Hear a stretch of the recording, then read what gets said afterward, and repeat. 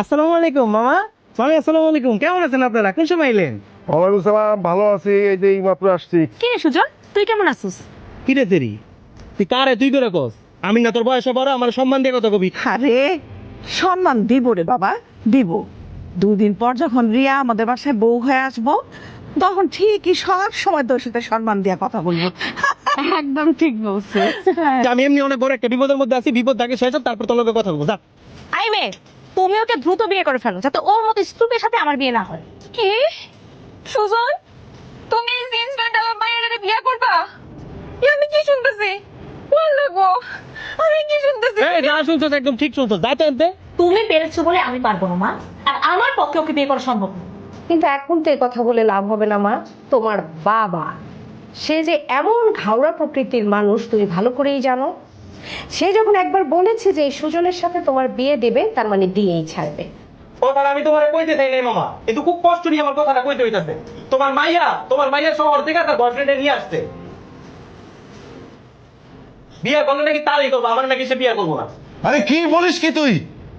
রিয়ার এত বড় সাহস! রিয়া কোথায়? রিয়াকে ডাক, ডাক।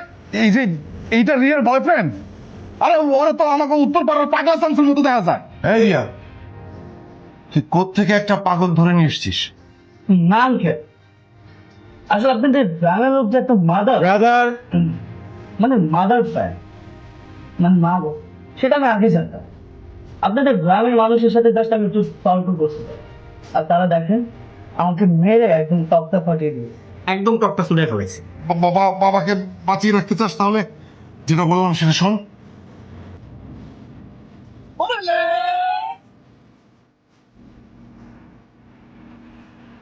আমি এই বিছানা থেকে নামবো না।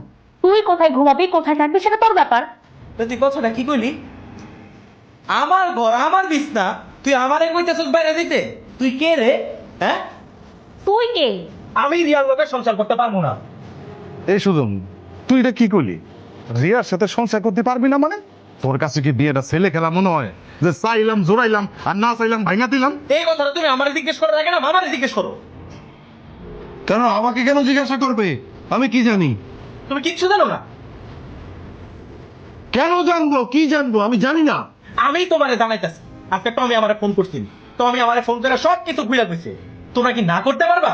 রিয়া যে বিশ্ববিদ্যালয়ে পড়ে, ওই বিশ্ববিদ্যালয়ে কোন ছেলের লগে তার একটা সম্পর্ক ছিল না, তার লগে কেলেঙ্কারি হয় নাই, আর সেই কেলেঙ্কারি ঢাকার জন্য তোমরা তারে গ্রামে নিয়ে আসতো আর আমার উপরে গোছাই দিছো। একটি কথাও সত্যি নয়। মামি শোনেন, আপনি আমারে সত্য মিথ্যা শিখাইতেছেন না। কোনটা সত্যি আর কোনটা মিথ্যা সেটা বুঝার বয়স আমার পিছে। সুজন,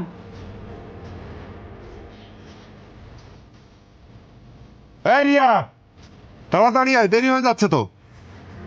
ভাই রশিদ, এই কবি তাড়াতাড়ি কোর্টে যাওয়ার সময় হয়ে গেছে। মনে হইতেছে সারা জীবনের জন্য এই বাড়ি থেকে চলে যেতেছিস। আমি স্যার তুই ভালো থাক। আমি না তোরে ছাড়া থাকতে পারবো না রে। তুই আমার ছাড়া যাইস না। লো না, আমরা সারাটা জীবন একলগে সংসার করি। আমি তো তোর মুখ থেকে এই কথাটা শুনতে চাইছিলাম। আমি তোর অনেক ভালোবাসি সুজন, তোর ছাড়া আমি থাকতে পারবো না, আমার খুব কষ্ট হইব।